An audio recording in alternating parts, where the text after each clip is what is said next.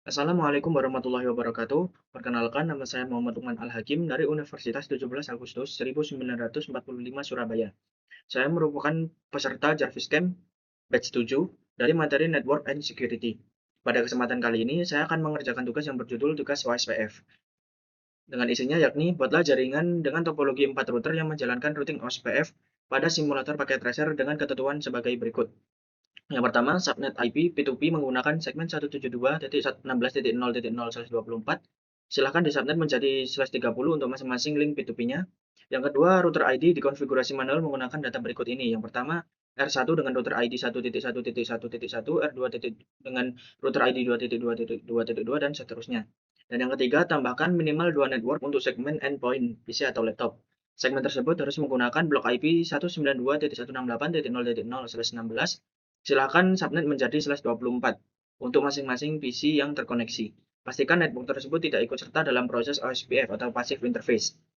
Dan yang keempat, buat semua router masuk ke dalam OSPF ke area 0 menggunakan proses ID 200. Dan yang terakhir, dokumentasikan hasil konfigurasinya menggunakan video dan upload ke YouTube.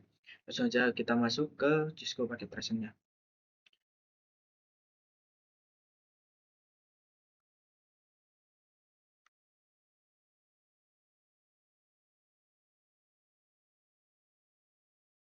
Saya ingin terlebih dahulu. Oke, di sini topologi yang saya gunakan terdiri dari 4 router, yaitu router 1, router 2, router 3, dan router 4, yang terhubung secara point to point. Selain itu, masing-masing router terhubung dengan satu PC sebagai endpoint-nya. R1 terhubung ke R2, R2 terhubung ke R3, R3 terhubung ke R4, sedangkan masing-masing router memiliki satu network lokal yang digunakan untuk menghubungkan router dengan PC. Langsung masuk ke addressing,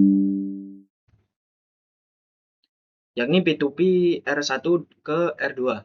Untuk koneksi point-to-point antara R1 dan R2, saya menggunakan network 172.16.0.0/30. R1 menggunakan IP 172.16.0.1,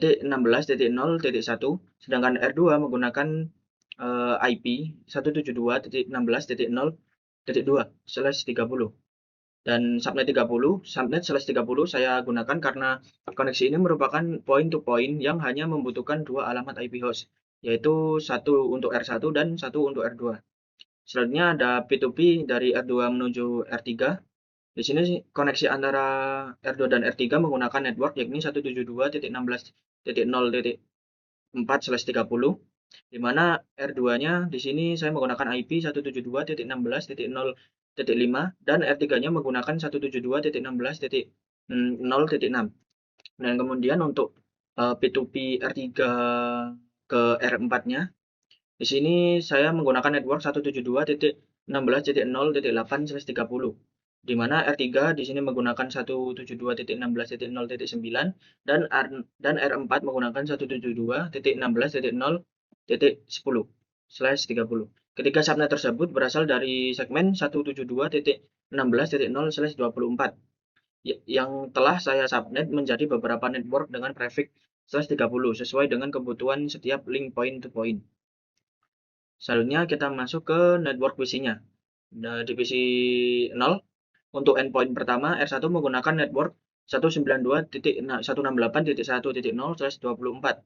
Interface R1 yang mengarah ke PC menggunakan IP 192.168.1 sebagai default gateway, sedangkan PC-nya nanti menggunakan IP 192.1.10/24. Begitupun dengan di PC 1, pada R2 saya menggunakan 192.168.2.0/24 untuk networknya, dengan IP interface router yang mengarah ke PC yakni 192.168.2.1 dan IP PC-nya adalah 192.168.2.10. Begitupun dengan PC 3-nya, di sini saya menggunakan network 192.168.3.0/24 dan gateway-nya adalah 192.168.3.1 dan IP PC-nya adalah 192.168.3.10/24. Begitupun dengan PC 3-nya. Di sini saya menggunakan network dari 192.168.4.0 dengan gateway-nya adalah seperti berikut 192.168.4.1 dan IP untuk PC-nya adalah 192.168.4.10. Network endpoint tersebut menggunakan blok 192.168.0.0/16 dan masing-masing saya subnet menjadi /24 sesuai ketentuan soal. Setelah menentukan addressing, selanjutnya saya melakukan konfigurasi pada masing-masing router. Karena konfigurasi R1 sampai router 4 itu memiliki konsep yang sama, saya akan menjelaskan fungsi setiap konfigurasi menggunakan R1 sebagai contoh. Kita langsung masuk saja ke dalam router satunya. Oke, di sini sebelumnya saya sudah mengkonfigurasi untuk router satunya, jadi tinggal menjelaskan. Jadi yang pertama itu saya masuk ke interface Gigabit Ethernet 0/0 yang terhubung ke PC di sini. Dia terhubung ke PC menggunakan Gigabit Ethernet 0/0. Kemudian saya memberikan IP address yakni 192.168.1.1 dengan subnet max-nya ini 255.255.255/0 atau /24. IP tersebut nantinya digunakan sebagai default gateway untuk PC 0. Terus kemudian saya masuk ke Gigabit Ethernet 0/1 yang terhubung ke router 2. Di situ saya menggunakan IP yakni 172.16.0.1 dengan subnet max-nya adalah 255.255.255.252 karena /30. Dan untuk perintah untuk mengaktifkan interface-nya nanti adalah no shutdown. Itu digunakan untuk mengaktifkan interface-nya agar menyala. Sekarang masuk ke dalam konfigurasi OSPF-nya. Jadi selanjutnya saya mengaktifkan proses routing OSPF menggunakan perintah router OSPF 200. Angka 200 merupakan proses ID OSPF yang ditentukan pada soal tadi. Kemudian saya berikan router ID 1.1.1.1 secara manual menggunakan 1.1.1.1 router ID digunakan sebagai identitas R1 dalam proses OSPF. Dan kemudian di sini ada network 172.16.0.0.0.0.3 area 0 dan network 192.168.1.0.0.0.255 area 0. Jadi selanjutnya saya menentukan network yang akan diikutsertakan dalam proses OSPF menggunakan perintah network. Ini. Jadi network 172.16.0.0 dengan wildcard max-nya adalah 0.0.0.3 digunakan untuk link P2P. Ya, link point to point antara R1 dan R2-nya. Sedangkan network 192.168.1.0 dengan wildcard max 0.0.0.0.255 area 0 ini digunakan untuk network LAN yang terhubung ke PC 0. Seperti itu. Dan untuk area 0 sendiri, jadi seluruh network saya masukkan ke area 0 karena pada soal ditentukan bahwa semua router harus berada pada OSPF area 0. Area 0 merupakan backbone area dalam OSPF. Seperti itu. Dan kemudian di sini saya setel untuk passive interface Gigabit Ethernet 0/0 yakni menerapkan passive interface pada interface Gigabit Ethernet 0/0 yang mengarah ke PC. Tujuannya adalah agar interface yang mengarah ke endpoint tidak membentuk agency atau mengirim hello SPF kepada perangkat endpoint. Namun network LAN tersebut tetap diiklankan ke dalam OSPF. Jadi passive interface ini bukan berarti network tersebut dikeluarkan dari OSPF, melainkan network tetap dikenalkan kepada router OSPF lainnya, hanya saja interface tersebut tidak digunakan untuk membentuk network OSPF. Kemudian kita masuk ke R2, ke router 2.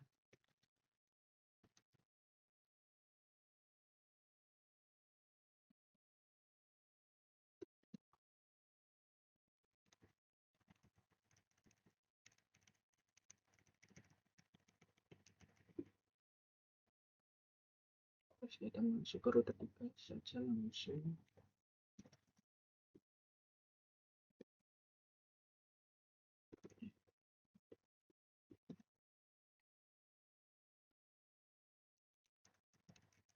So, ini kita coba seperti ini.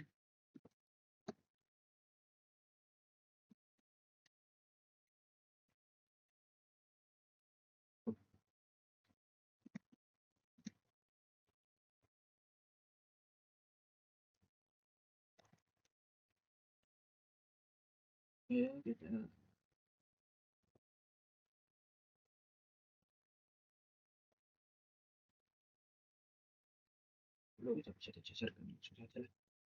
Oke, jadi untuk R2 konsep konfigurasinya kurang lebih adalah sama ya. Perbedaannya adalah R2 memiliki dua koneksi point to point, yaitu R1 menuju R3, sehingga terdapat dua network P2P pada konfigurasi OSPF. Dan untuk router ketiganya juga merupakan router transit karena terhubung ke R2 dan R4 sini.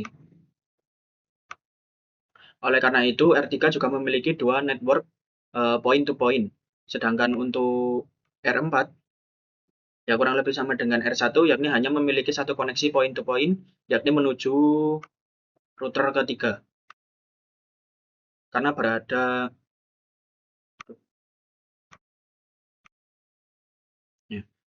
berada di ujung topologi sama dengan router 1. Selanjutnya kita akan langsung masuk ke dalam tes verifikasi dari hasil konfigurasi ya. Kita langsung masuk ke router 1 terlebih dahulu, kita coba.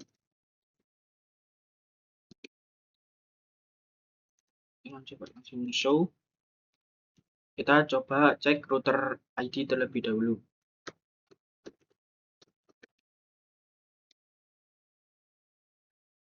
Nah, di sini sudah tertera bahwa hasil routingnya adalah routing proses OSPF 200 with ID .1.1.1.1. Jadi dari hasil verifikasi dapat dilihat bahwa R1 menjalankan OSPF proses ID 200 dan memiliki router ID yakni 1.1.1.1.1. Kita juga bisa lakukan hal yang sama ke router yang lainnya. Kita show OSPF show IP OSPF.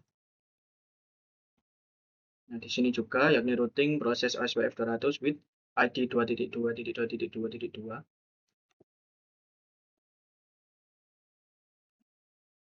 Ini juga bisa show. Nah, dari router 3 dia menjalankan dengan ID-nya 3.3.3.3 OSPF 200, dan untuk router 4-nya kita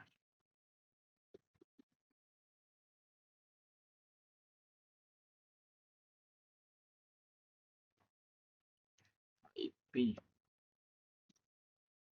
Nah, di sini juga dengan bit ID 4.4.4.4 OSPF 200. Selanjutnya kita lanjut ke untuk mengecek neighbor atau tetangganya dengan menggunakan ya benar show. Langsung saja untuk lebih jelas kita terapkan di router kedua. Show IP OSPF neighbor. Nah, seperti ini. Selanjutnya saya melakukan verifikasi neighbor menggunakan show IP OSPF neighbor pada router kedua. Terlihat bahwa R2 memiliki dua neighbor, yaitu R1 dan R3. Yang keduanya berada pada state-nya yakni full. State full ini menunjukkan bahwa adjacency OSPF antara router telah terbentuk dan informasi link state telah tersinkronisasi. Kita juga bisa cek di router 3.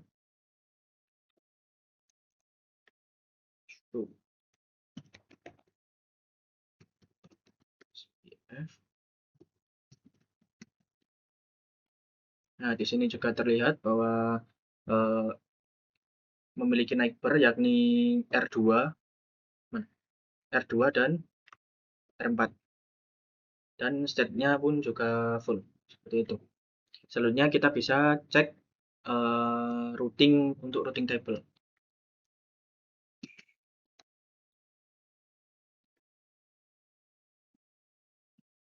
Show IP. Nah, Selanjutnya saya melihat routing table menggunakan show IP route. Network yang dipelajari melalui OSPF ditandai dengan kode O di sini. Artinya R1 telah mempelajari network LAN yang berada di belakang R2, R3, dan R4 melalui OSPF. Apa ini? Selanjutnya kita bisa melakukan tes ping antar perangkat. Kita coba dari sini dulu. Kita coba ping dari PC 0 menuju PC 3.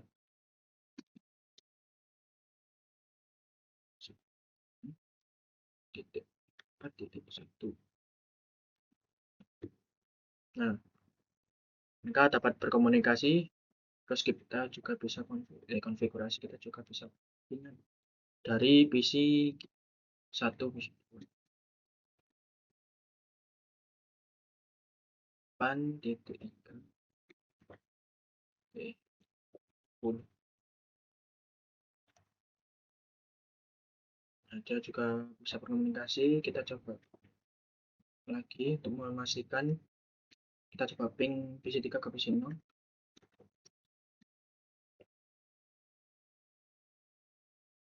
Titik 10. Nah, di sini juga bisa berkomunikasi. Kita coba PC 2 ke PC 0. Titik 10. Nah, dia juga berhasil untuk berkomunikasi. Kita coba tes antar routernya. Di sini terlihat successful. Kita coba lagi. Bisa. Nah, successful semua. Di sini terlihat bahwa komunikasi antar semua perangkat itu berjalan dengan benar atau dengan baik dan lancar. Jadi berdasarkan konfigurasi, kesimpulannya adalah berdasarkan konfigurasi dan pengujian yang telah dilakukan, dapat disimpulkan bahwa 4 router telah berhasil menjalankan routing OSPF menggunakan proses ID 200 pada area 0. Router ID telah dikonfigurasi secara manual sesuai ketentuan, yakni router ID 1.1.1, 2.2.2, dan router 3 ini untuk 3.3.3, dan router 4 dengan router ID 4.4.4.4. Segmen point to point menggunakan 172.16.0.0/24 yang telah disubnet menjadi /30. Sedangkan network endpoint menggunakan blok 192.168.0.0/16 yang disubnet menjadi /24.